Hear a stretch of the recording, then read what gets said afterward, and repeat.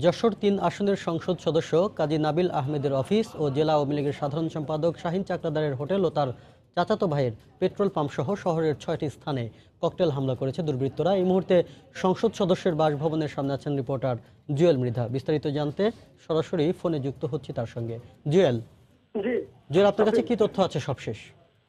শাফিন, আমার কাছে যে তথ্য আছে গতকাল রাত ১:৩০ থেকে রাত ৩টা পর্যন্ত যশোরের ৬টি আসনে যশোরের ৬টি স্থানে আর কি ককটেল বোমা হামলা হয়েছে। এর ভিতরে যশোর-৩ সদর আসনের এমপি কাজী নাবিল আহমেদের বাসার ঠিক সামনে যে ওনার ব্যক্তিগত অফিস, এই অফিসের দেয়ালে এবং চত্বরে ৩টি বোমা হামলা করা হয়েছে।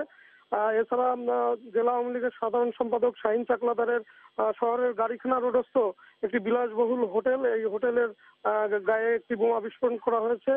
এর বাইরে আপনার শহর আওয়ামী লীগের সেক্রেটারি হাসান ইমাম লাল, ছাত্রলীগের সাবেক নেতা ফয়সাল খান এর বাড়িতেও বোমা হামলা হয়েছে।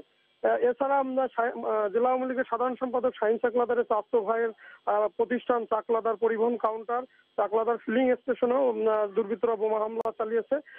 মোট এখন পর্যন্ত আমরা যেটা জানতে পেরেছি ১২টি ককটেল বোমা হামলা চালানো হয় এইসব স্থানে।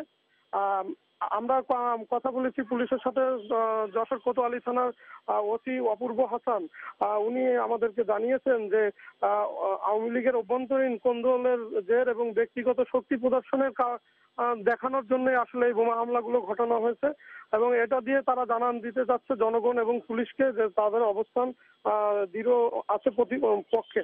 এবং আমি সংসদ সদস্য কাজী নাবিল আহমেদের বাসভবনে এসে কথা বলেছি সদর উপজেলা আওয়ামী লীগের সভাপতি মোহিত কুমার নাথের সাথে। উনি এমপি সাহেবপন্থী পক্ষের লোক। যশোর থেকে জুয়েল মৃধা জানাচ্ছিলেন ককটেল হামলার সঙ্গে সবশেষ খবর।